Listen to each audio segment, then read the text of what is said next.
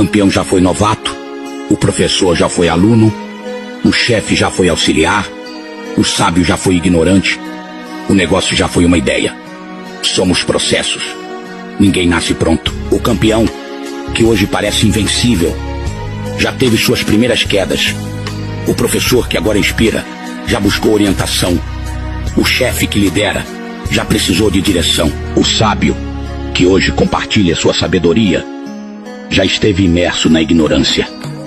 Até os grandes negócios, que agora prosperam, começaram como meras ideias. Somos todos parte de um processo. Não se compare ao final da jornada de outro, mas reconheça que o caminho é feito de aprendizados, erros e evolução. Tenha paciência com sua trajetória. Você está em construção. A missão do nosso perfil é motivar, inspirar a vida das pessoas.